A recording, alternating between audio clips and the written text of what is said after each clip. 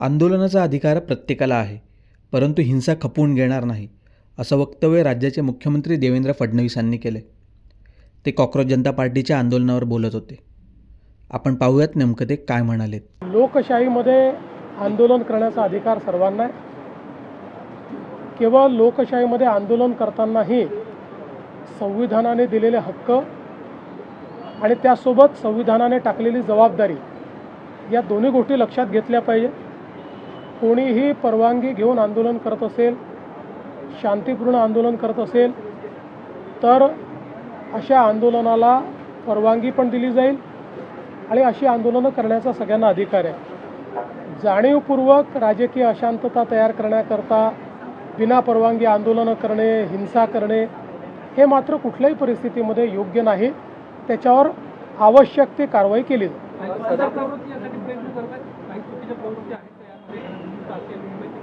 बघा, एक गोष्ट तर निश्चित आहे की कुठलंही आंदोलन आपण बघितलं, ज्यावेळेस आंदोलन फेसलेस असतं त्यावेळी काही प्रवृत्ती त्या आंदोलनात शिरतच असतात आणि त्या प्रवृत्ती त्या आंदोलनाचा फायदा घेऊन त्या आंदोलनाच्या खांद्यावर बंदूक ठेवून आपलेही स्वार्थ कसे आपल्याला पूर्ण करता येतील असा प्रयत्न करत असतात. आता दिल्लीमध्ये जे आंदोलन झालं, अनेक राजकीय पक्ष त्यामध्ये आपली पोळी कशी भाजता येईल हा प्रयत्न करतायत. अनेक अशा संघटना की ज्या संघटनांचा या विषयाशी घेणं देणं नाही आहे, पण अराजकता कशी तयार करता येईल त्याचाही प्रयत्न करतायत. ज्यावेळी फेसलेस आंदोलन असतं त्यावेळी आपण दिल्लीमध्ये देखील बघितलं की कशा प्रकारे नेतृत्वहीन अशा प्रकारचं एक त्या ठिकाणी व्यवस्था आपल्याला पाहायला मिळाली. पोलिसांच्या गाड्या फोडणं असेल, गाड्या उलटवणं असेल, पोलिसांवर दगडफेक असेल, अशा अनेक गोष्टी घडल्या. त्या एक गोष्ट मी आपल्याला सांगतो की कुठल्याही सरकारला आपल्या नागरिकांवर लाठीचार्ज करणं हे कधीच आवडत नाही.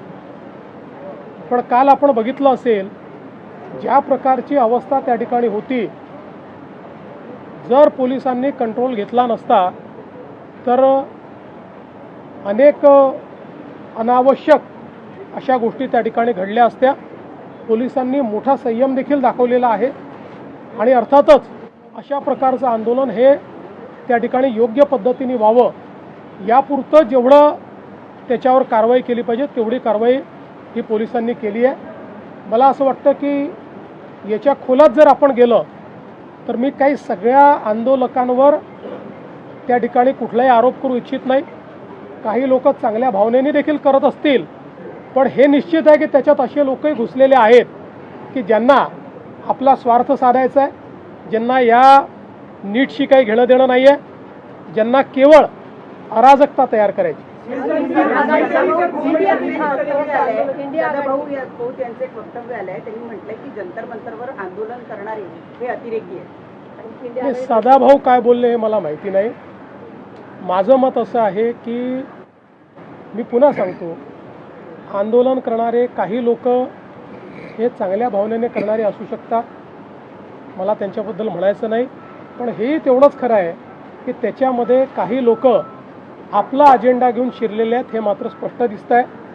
त्यातल्या अनेक लोकांना नीट काय हे देखील माहिती नाही, परीक्षा कधी झाली हे देखील माहिती नाही.